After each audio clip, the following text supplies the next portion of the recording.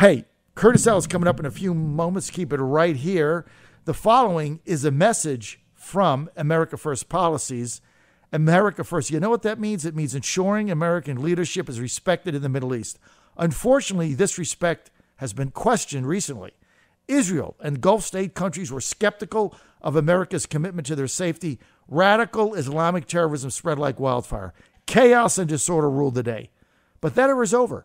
Credible American leadership has backed the United States, canceled the disastrous Iran deal, and reapplied harsh economic sanctions. Jerusalem was formally declared the capital of Israel, and the American embassy moved to the Holy City. U.S. forces are taking the fight to ISIS, and our allies are better equipped to defend themselves. And this is just the beginning. To learn more about the Middle East and America First Policies, a nonprofit organization supporting key policy initiatives that work for all citizens in our country and put America first, please visit americafirstpolicies.org.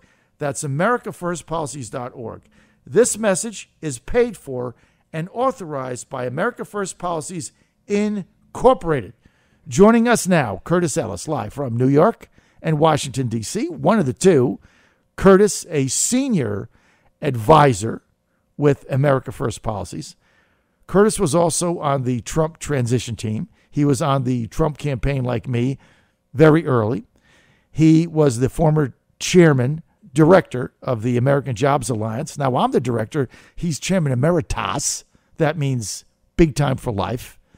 And he's been in all kinds of different positions. And he's a journalist. And he was at the UN. And he covered that. And he ran Jack Davis's campaign in New York. And if I went on with his resume, I'd be out of time. So without further ado, Curtis Ellis, good to have you, Curtis. Hey, great to be here, John. So what's the name of that county that this race is in? It's in the Valley, the 5th District. I cannot say that. You shouldn't say that. It sounds. I don't say it the right way, so I'm not going to say it. So Michael Wiebert, House of Delegates member from the Valley. How's that? There you go. What did he just say? Forget it. I garble it every time I say it. I just can't get it straight. Anyway, here we are. So Martha's in the race. How I exciting. think so. That's going to be a great race. She's got a heck of a shot. Because, see, Curtis, they only need 19 votes, right? There's 38 people that are going to make this decision. And where Martha Bonetta has such an opportunity here is she is friends with all of them. So she's going to have to sit in front of these people, and they're going to have to look her in the eye after all she's done for them and say no. Yeah. Man, good luck with that. Yeah. You don't say no to Martha. She's tough, Tough. Curtis, you've worked with her. I've worked with her. You know how she is. I mean that in a good way. A good way. A very good way. She's very tough. And she's... You don't mess with Martha. She's fearless and relentless. Yeah, that's right. And smart.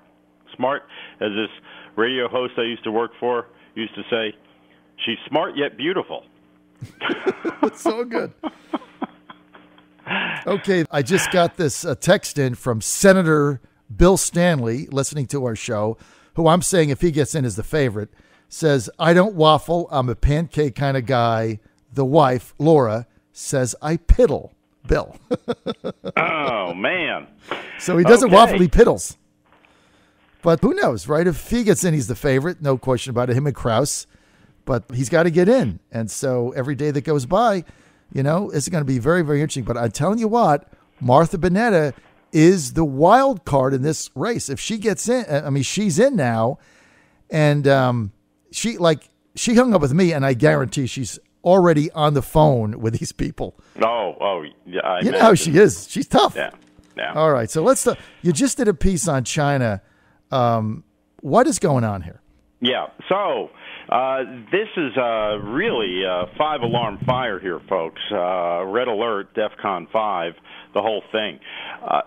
China is about to take over America's largest port. It's the port of Long Beach, California. It's a huge port out there by Los Angeles. 50% of China's imports come through that port. And they are buying the Chinese state-owned company, Costco Shipping, which it's got all those huge container ships that bring all that garbage from China over here. Costco Shipping is owned by the Communist Party, the Chinese Communist Party. They're about to buy out a competitor which has the concession to run the port operations in Long Beach. So if this deal goes through, the Chinese government, controlled by the Communist Party, will be operating the port of Long Beach, California. Now, what could possibly go wrong with that?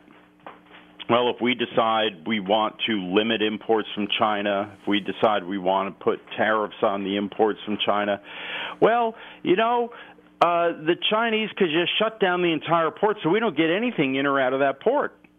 They could spread their tentacles into the labor unions there, and it wouldn't even look like the Chinese ordered the port to shut down, but suddenly everybody goes on strike. I mean, you just don't know.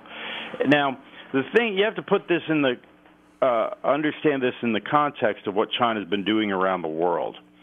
They have been spreading their influence and controlling strategic ports in strategic locations all around the world, and they've been doing it through these commercial enterprises, through these commercial relationships.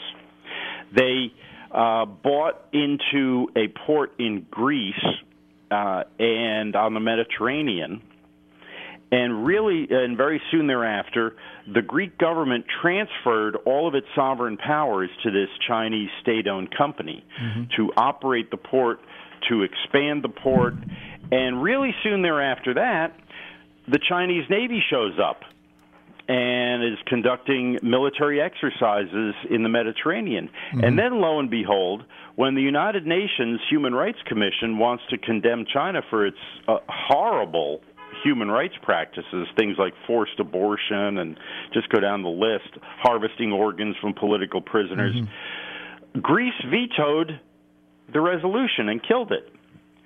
So then China opens up a port, commercial port supposedly, in Djibouti in Africa, as in Northeast Africa. And soon after that, they build a military base there. And Chinese troops are stationed there, and they are now, out of that operation, that base, that naval base in Africa, they're targeting American pilots with lasers. It just happens to be that America has a base right there in that same port, in that same area. What a coincidence. And the pilots, American fighter jet pilots flying in and out of that base, are getting hit with lasers in their eyes by the Chinese.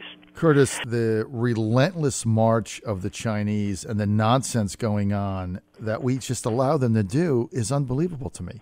Well, we're too busy looking for Russians under the White House bed. Exactly. Exactly. Curtis, the Mnuchin, TV Larry Kudlow cabal in there trying to unwind all of the president's work on getting a fair trade balance with China. Now the Chinese can say, oh, well, here's what we're going to do. We're going to cut your deficit in half sometime in the future, right? Another empty promise. And then you got Sean Hannity running around saying, oh, see, Trump won. This is complete nonsense. Look, you got to remember that there was a debate back in the Bush years, the H.W. Bush, about trade. Because Reagan was not a free trader as such. I mean, he was a free trader, but he realized that the rules that these other countries are playing by ain't free trade, and it takes two to tango here. And he wanted to protect America's industrial strength and technological innovation and all that. But the free traders in the Reagan White House and in the Bush White House said, well, it doesn't matter if we sell them computer chips or potato chips. It's all the same. Well, it's not all the same. And cutting the trade deficit, if we're selling them our raw energy resources and our agricultural products, if we're basically selling them natural resources, the products of soil and water, whether it's corn and, sorghum, and most people don't even know what sorghum is. Animals eat it. It's this, crop grows in Kansas. And if we're just selling them crops and natural resources, we're a third world economy. I mean, that's a third world country. This is what the British wanted. That was the British vision for America in 1775. Is that we would supply Britain with the raw materials, and they would be the manufacturing and industrial provider for the world of finished manufactured high-tech goods. And we'd sell them the coal and the cotton and the whatever raw materials they needed in order to do all the value-added work and sell it to the rest of the world.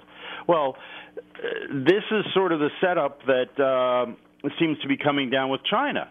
We'll sell them crops, we'll sell them natural gas, we'll sell them oil from North Dakota, and they'll use that oil to fuel their industrial furnaces and their industrial engine and make all the goods that they then sell to us. That's not a good setup, right? That's not the America that I grew up in. And anyway, and there's more to this than simply the trade deficit number. Just on the trade deficit alone is what is it we're selling them and what are we buying from them. That determines who's at the top of the totem pole and who's at the bottom, who's at the top of the value chain and who's at the bottom. And then there's another component to the whole relationship with China which goes beyond the trade deficit, and that's national security. Mm-hmm. They're stealing our IP, our intellectual property, stealing our trade secrets, our military secrets, forcing us to transfer the technology that we've come up with that in many cases is the result of government-funded research and development. They're stealing the research that's going on at universities around government-funded research at universities around the country, and as I just explained in the last segment, they're expanding their military and their military reach to get a lock on raw materials and get a lock on the strategic waterways. Mm-hmm. And trade routes. So we've got to wake up and realize that if we don't do something to secure our position economically and militarily in the world, our kids and grandkids are going to be living in a world that's run by China and run by the Chinese Communist Party.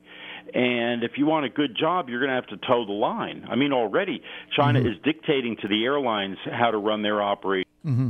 Yeah. So right now, this deal for China to take over operations of the Port of Long Beach has to be reviewed by the Committee on Foreign Investment in the U.S. It's CFIUS. It's a federal panel that reviews all Chinese investments, all foreign investments in America.